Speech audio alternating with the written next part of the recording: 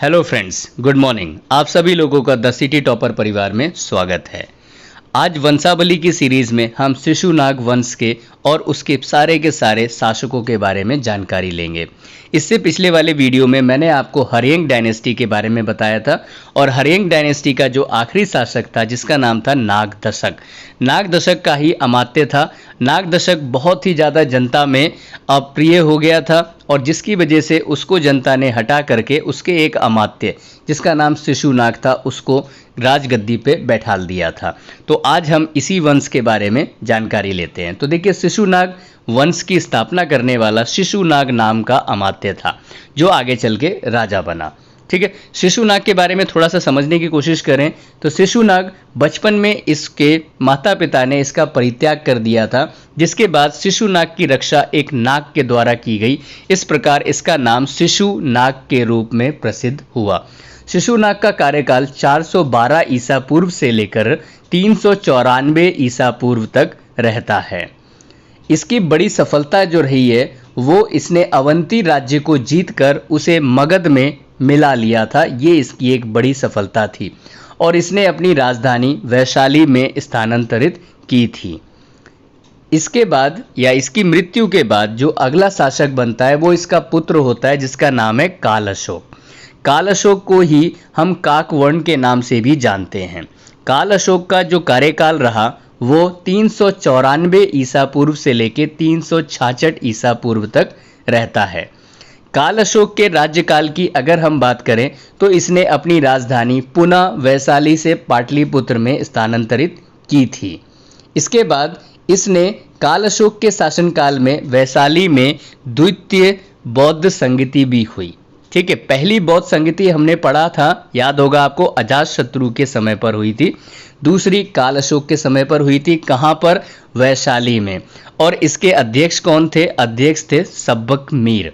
उनकी अध्यक्षता में द्वितीय बौद्ध संगति का आयोजन किया गया।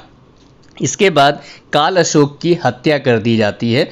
और काल अशोक की हत्या होती कैसे है? किसी व्यक्ति के द्वारा छुरा घोंपकर उसकी हत्या की जाती है।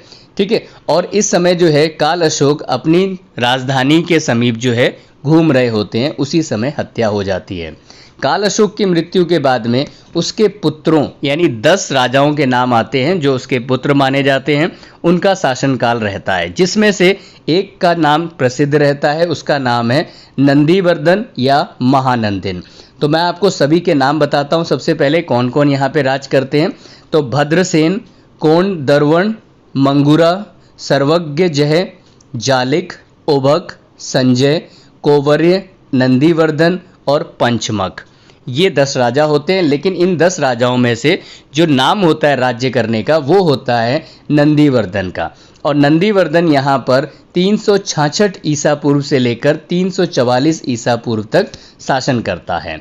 नंदीवर्धन या जो है महानंदिन के कार्यकाल की कोई ऐसी खास घटना उल्लेखित नहीं है। हम महानंदिन को या नंदीवर्धन को अंतिम शासक के रूप में मानते हैं। और इसके बाद में यहाँ पर एक नया वंश स्थापित होता है जिसकी वंशावली मैं आपको अगले वीडियो में दूंगा। इसका नाम है नंद वंश और नंद वंश की स्थापना महापद्मनंद के द्वारा की जाती है। यहाँ से नया वंश और आपको इसके बारे में नए वीडियो में जानकारी मिलेगी। इस प्रकार इस सीरीज़ को मैं लगातार चलाता रहूँगा। बस आप लोग जो हैं थोड़ा सा YouTube में हमारा साथ दें और हमारे इस नए चैनल को आगे प्रमोट करें।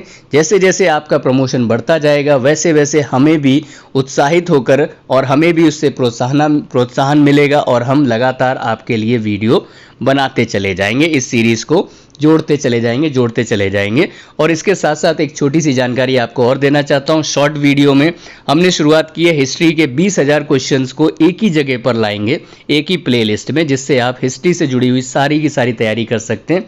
फिर हम दूसरे सब्जेक्ट पर भी तैयारी करवाएंगे।